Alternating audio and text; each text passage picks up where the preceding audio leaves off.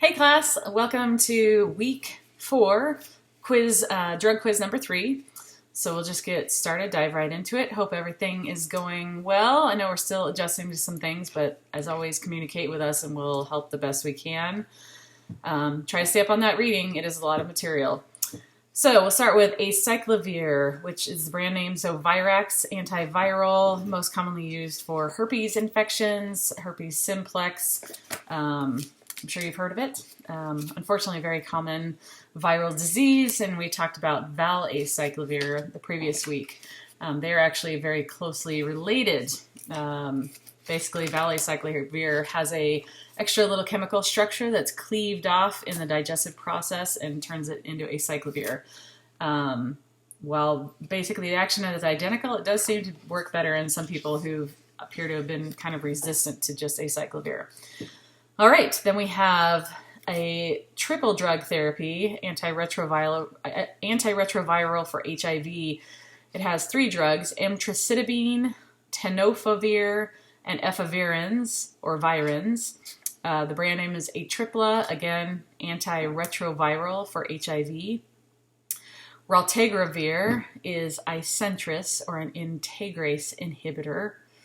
Then we have ketoconazole. Brand name is Nizoral, antifungal. Typically used as a topical and very common as a shampoo for dandruff, which is basically a fungal condition. Then we have dofosbuvir.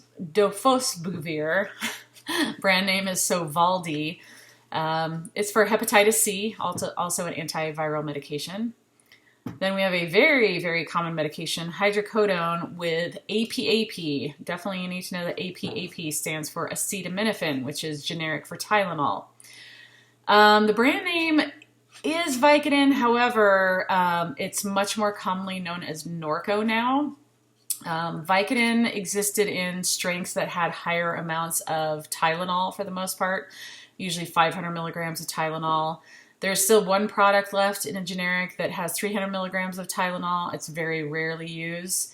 The whole drug group was reclassified into Norco when the FDA required that those drugs have less acetaminophen in them to reduce the likelihood of liver toxicity. So you'll typically see Norco, different strengths of hydrocodone, but with 325 milligrams of acetaminophen or Tylenol or APAP.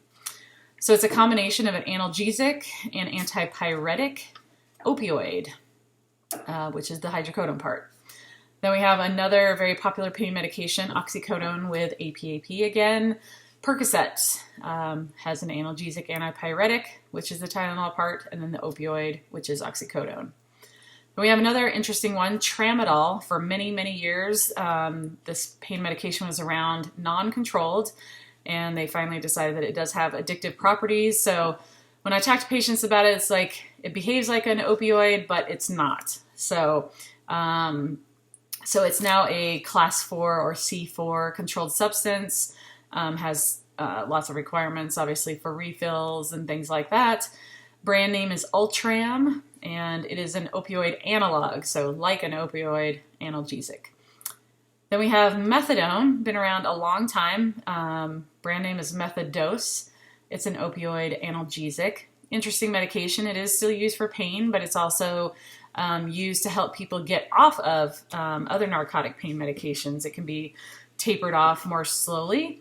How effective that is, kind of depends on the individual.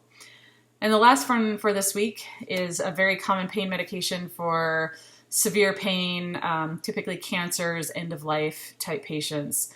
Fentanyl, and I'm sure you've heard of it.